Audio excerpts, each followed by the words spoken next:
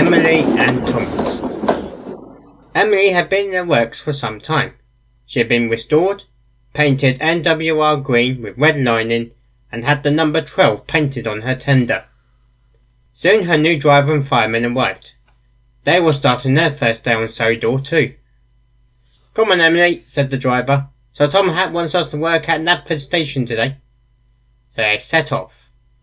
Emily loved the journey.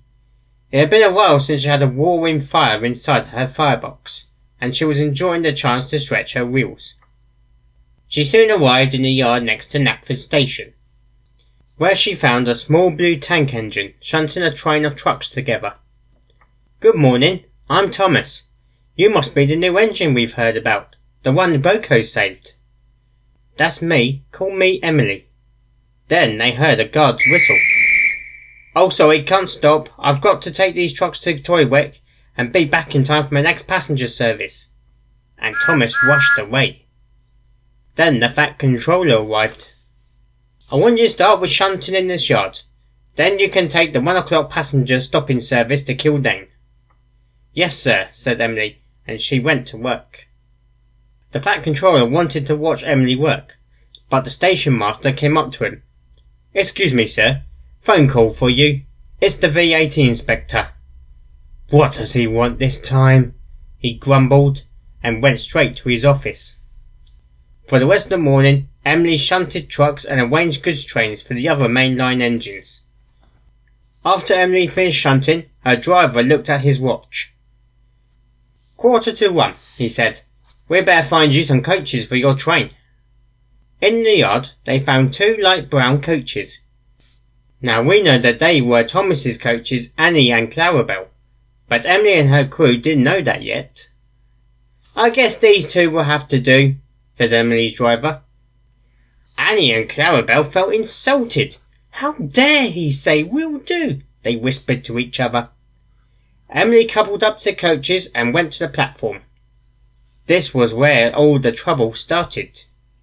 On the platforms at Knapford, 2 groups of passengers were waiting. Thomas's passengers on platform 3 and Emily's passengers on platform 2. But when Emily stopped on platform 2 with Annie and Clarabelle, the passengers were confused. "Why is Annie and Clarabelle on the wrong platform?" asked a passenger. "And where's Thomas?" "Must be a last minute change," said another. "Everyone knows that Annie and Clarabelle only works on Thomas's branch line."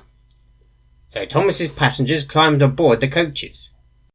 When the guard blew his whistle, Emily set off for Kildane with Thomas's passengers, leaving her actual passengers behind.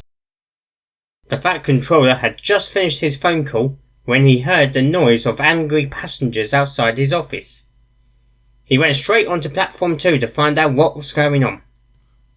"The 1 o'clock Kildane service still hasn't arrived yet," said a passenger. "That's odd," wondered the Fat Controller. "I thought I heard Emily pass by my office."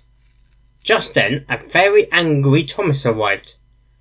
"Sir, I must report something to you urgently. Annie and Clarabelle have been stolen." "They're not stolen," said a passenger. "That new green engine took them and your passengers." The Fat Controller put 2 and 2 together. "I think I've just worked out what's happened. Thomas, fetch some coaches for Kildane service. I'll phone Lower Tidmouth and get Emily to come back." Soon Emily returned and backed down onto platform 3. "I'm sorry," said Emily. "We'll talk about this later," said Sir Topham Hatt. "Right now we must help the passengers." So Emily gave the coaches back to Thomas, and the 2 engines set off with their rightful services. Later that night, the Fat Controller spoke to Emily in the sheds. "What happened today wasn't entirely your fault, but your mistake caused confusion and delay. I hope you remember this the next time you take passenger trains." "Yes, sir. Sorry, sir," said Emily. As Sir Topham Hatt went home, Thomas backed into the sheds next to her. "I'm sorry, Thomas," Emily apologised. "I didn't mean to take your coaches. If I knew, I would never have took them."